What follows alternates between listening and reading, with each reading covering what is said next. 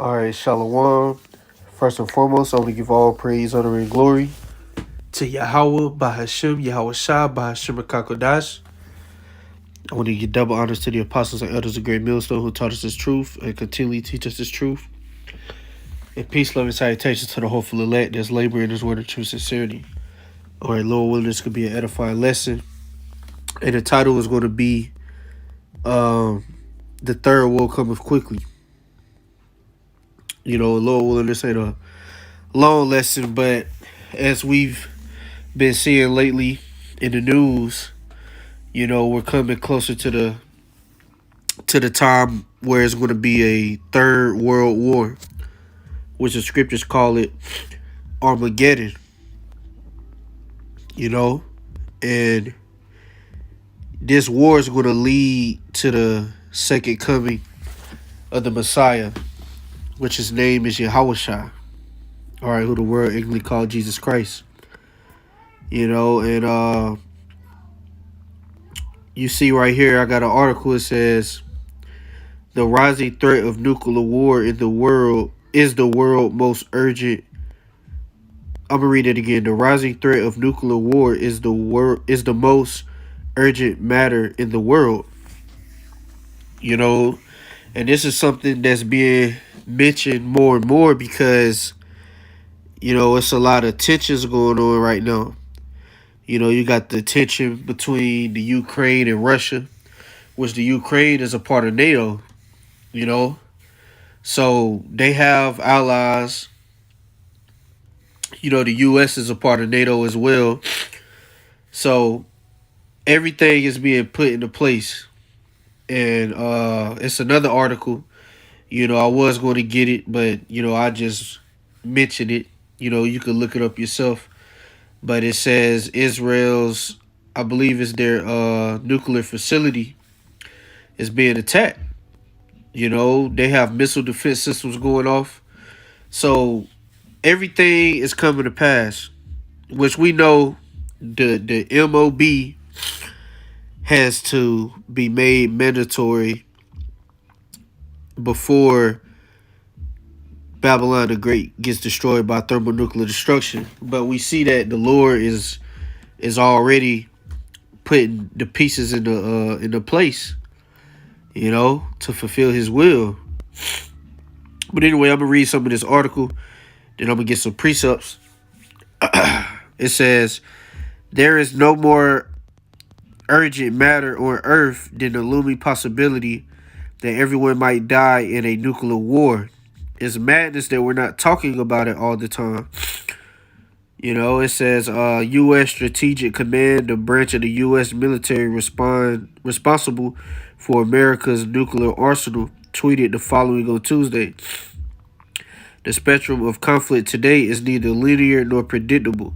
We must account for the possibility of conflict leading to conditions which could very rapidly drive an adversary to consider nuclear use as their least bad option. Right.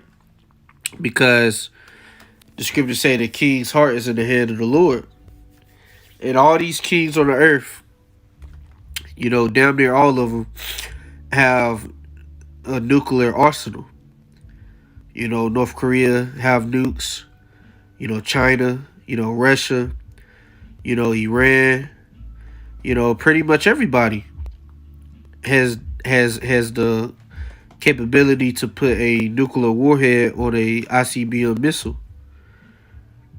It says the statement was Stratacom called a preview of the posture statement it submits to the U.S. Congress every year was a bit intense for Twitter and sparked a lot of alarm responses, which I'm going to jump down.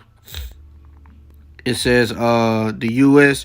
has been ramping up aggressions with Russia in a way that has terrified experts, and it looks likely to continue doing so, right?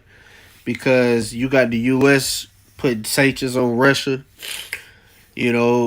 Everything is beginning to come to pass. And we're getting ready to see,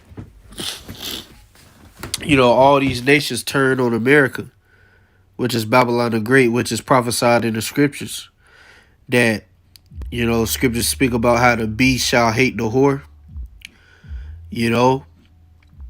speaks about these other nations turning on the whore.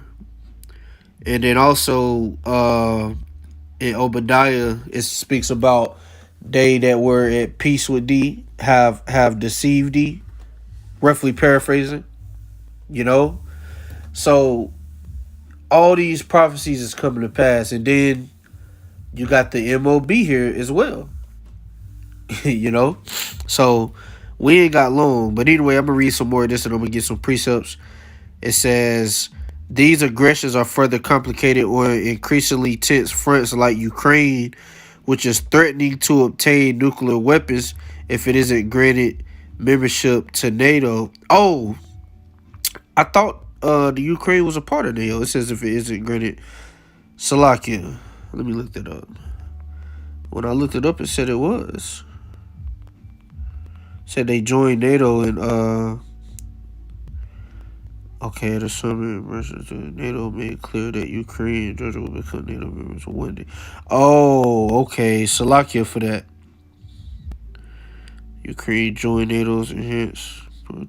Yeah, see, this is why I thought NATO was a part of. I mean, the Ukraine was a part of NATO. You know, I should have fact checked that. You know, Salakia for that. Let me see. Okay, let me type that in. Who all is a part of NATO? Let's see.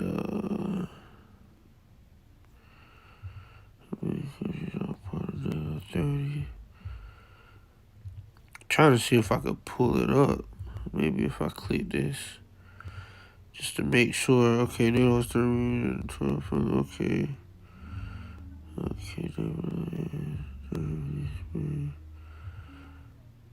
Okay. Yeah, Salakia for that. Like I said, I should have fact checked that just to verify. You know. But so the Ukraine is not a part of NATO. It's not a part of the EU as well. You know, I looked that up. You know, but okay, so they're threatening to obtain nuclear weapons.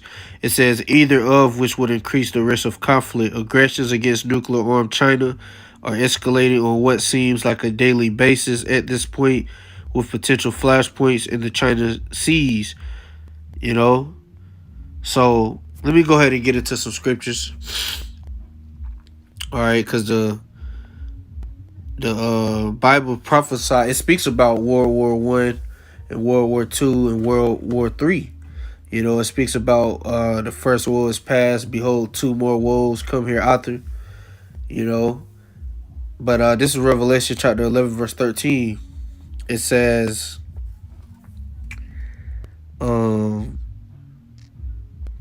I started verse 12, and they heard a great voice from heaven saying unto them, come up hither. And they ascended up to heaven in a cloud, and their enemies beheld them.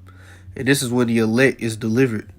It says, in the same hour was there a great earthquake, and the 10th part of the city fell. And in the earthquake were slain of men 7,000, and the remnant were affrighted and gave glory to the Most High of heaven. You know, so this is thermonuclear destruction, because Yahushua is coming right before the missiles penetrate Babylon. You know, he's coming in the midst of this third world war. It says the second woe is past, and behold, the third woe cometh quickly, which woe means destruction.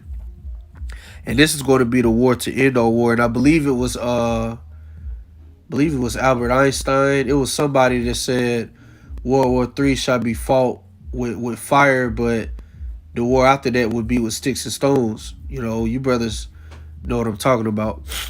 But this is the war to end all wars, because after this war is going to be eternal peace on the earth. But we know that this war is going to go nuclear. You know, let me get I believe it's Isaiah 9. Is it Isaiah 9? Yep. Verse 5. It says, for every battle of the warrior is with confused noise, and garments rolled in blood. But this shall be with burning and fuel of fire. So the wars in the ancient world, you know, it was more gory and brutal because it was up close and personal. You know, whether you had a sword, you know, an axe, you know, your hands, you know, whatever. You know, the far range would be, you know, bow and arrows, or if you was to throw a spear, you know. But that's how the wars was. But this war is gonna be, it said, but this shall be with burning and fuel of fire. Because this is gonna be a nuclear war. You know, this war is gonna end in a nuclear holocaust.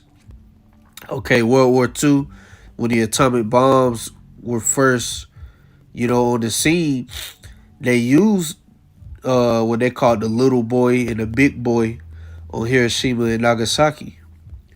You know, and the nukes they have today are way more stronger than the atomic bombs that they used during that time, and there's still radiation in those lands, which Japan they're talking about they're going to dump, you know, a lot of that into the ocean. You know, which is another reason why Yahweh Shah got to come back. But anyway, you know, reading it again, but this shall be with burning and fuel of fire. And we see that is you know, you can't say it's a conspiracy no more. You know, because this is being talked about more and more. And let me get that article I mentioned. Alarms go off near Israel's nuclear reactor amid reports of explosions and missile defense system being activated. You see? And their nuclear facility has been being targeted. That's why their top nuclear general, he was assassinated. You know, a couple of days ago or maybe a week ago, you had a blackout go on at Iran's, I believe it was Iran's nuclear facility. No, I'm talking about Salakia. I'm talking about Iran when I mentioned their nuclear general, not Israel.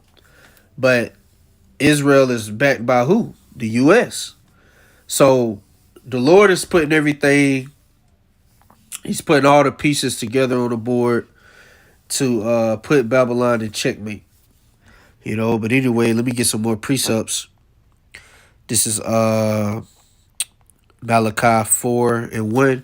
It says, "For behold, the day cometh that shall burn as an oven, and all the proud, and all that do wickedly shall be stubble. And the day that cometh shall burn them up, saith the Lord of hosts, that it shall leave them neither root nor branch."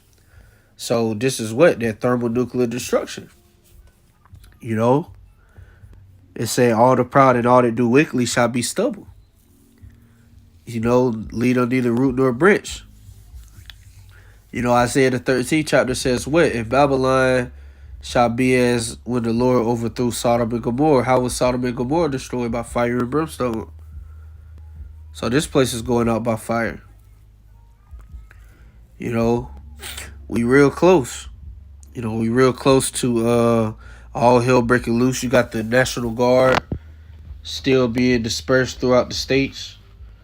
You know, the Lord is working. You know, and I can get some more precepts, but I'm gonna go ahead and end it there. You know, I don't want to make this video too long. You know, but as we see, the third woe is coming fast. You know, but first, the MOB has to be pushed on a big scale, and then, you know, Luke, what is that? Luke, what is that? I think it's Luke 18. "I beheld Satan as lightning fall from heaven." You know, once they push this chip, you know, that, we ain't, you know, the nuclear war could happen very, very, you know, soon. You know, it could be a couple weeks or months. You know, we know it won't be long. But anyway, with that, I'm gonna say shalom.